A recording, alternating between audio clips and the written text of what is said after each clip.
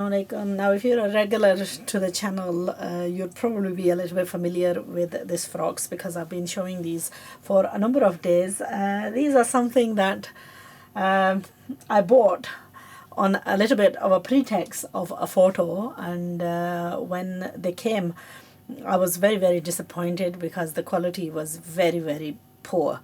The way they were stitched, the designers had skimmed on the fabric and really marketed these with purely the image alone. Now the image was decent and the price was very low, and I was sort of a little bit, I don't know, maybe almost like disillusioned, and ended up buying these.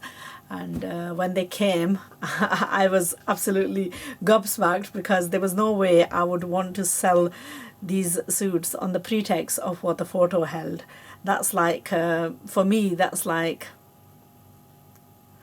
proper traitor because that's totally against the way I think, and I wasn't comfortable at all. So basically what I decided to do was show the reasons when we buy online and the mistakes that can happen and how we can be deceived.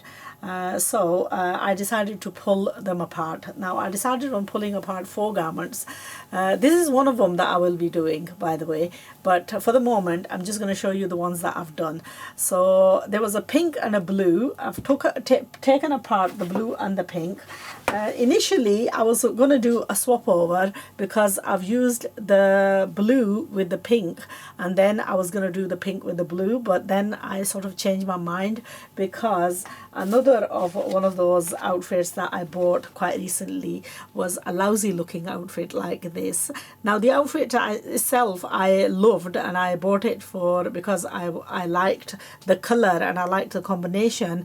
What I didn't like was the green jacket with it, green and pink jacket with it, because it just didn't do anything. So I pulled that apart, and when I pulled that apart I had to find something else to use it with. So I ended up ditching the blue and the pink and using that as a pink and the green.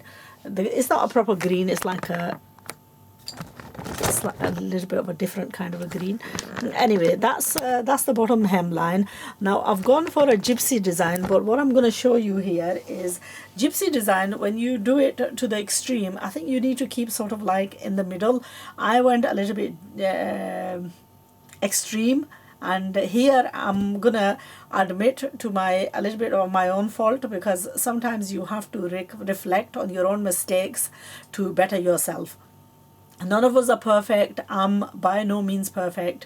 I make mistakes. I try and learn from my mistakes. I try and pick up my mistakes and then pinpoint them and actually relay them to you guys, because that's, in a way, is when you reflect on your own mistakes, you can perfect yourself a lot better. So by looking at my mistakes in this particular dress, I mean, it looks very nice, but it's a little bit too much. And what I did was, when I started gathering this for the gypsy look, what we've got is basically we've got 2 extremes.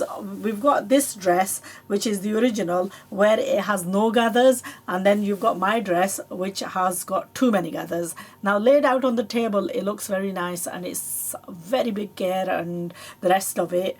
The reason why you realize that is just on the lace alone. I mean, this was a 60-inch wide fabric, and I ended up cutting like almost like 6 pieces. So 60-inch wide, that's a hell of a lot of fabric. And then this lace, I used almost like 6.5, 7 yards of this lace to trim it all the way from the bottom. So when I did these gathers, they came out a little bit too compact, and it took me a long while to piece all this together, because when it's gathers like this, it does take a fair while to put the gathers in and then just attach them together. Now this one is almost like an open shirt type of a gypsy dress. I wanted to leave it as a jacket, but because it had like too many gathers, and also it's difficult to manage for children, I've ended up closing it up to there, but I've left the look of the jacket. I put buttons on there and just basically just finished it off. Net sleeves in the green.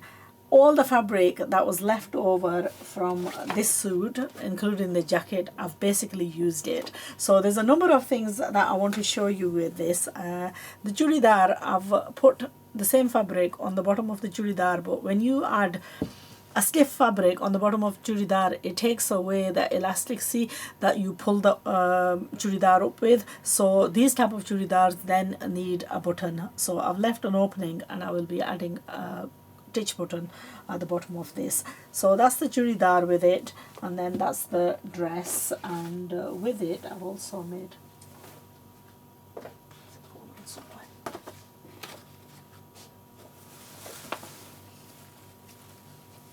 okay, so Inaya's dupatta as well. That's Inaya's dupatta. I've been adding stuff. I've got this left. I don't know, I might just add it to the, I don't know if it's going to be enough. If it's enough, I might just add it to the front of it, just to give it a little bit more of a, anyway, forget it. I've done too much. The more butter you keep putting in, the sweeter the dish ends up becoming. Now I've added, this was a little bit left over from the hemline. I've added it to the sides of the dupatta, and because it wasn't enough, I've gathered it slightly, and I've put it in like a gathered scarf, and that's her dupatta. And then to finish it all off with is her Louis Vuitton bag. Okay, and that's her complete suit, and I absolutely love this. I think she's gonna love it too. I love the bag. I think the bag is so gorgeous, and then the suit to go with it is just gonna look amazing. So not bad for a £5 suit to get transformed and to be made into this. These are the kind of ideas that I want you to be working on. So you know what, this is going to be something very special for her for Eid. I'm glad I'm already organized, but these are the kind of ideas I want you to follow. And you know what, you buy a suit like this, and you buy a frock like this, and you buy a little bit of net to go with it, and I tell you, not only can you make a suit out of it for yourself, you could design and make a suit for your little one. And you're looking at what, the whole of this thing has probably cost me maybe £25-30, and I think that's like a brilliant thing, because you would not get a suit like this, for a child for Eid, with a matching handbag and all sorts, with no matter where you went. So what we're going to have is, in that £30, we're going to have a suit that we're going to design. This is the next project that I'm going to be pulling this apart as well, and I'm going to be making a nice suit out of this. This is the original, this is what I fell in love with when I bought this particular suit. So the way I'm going to be making this is I always start rummaging because I leave things and I forget where I place them. I've just seen them here. God, I can't find them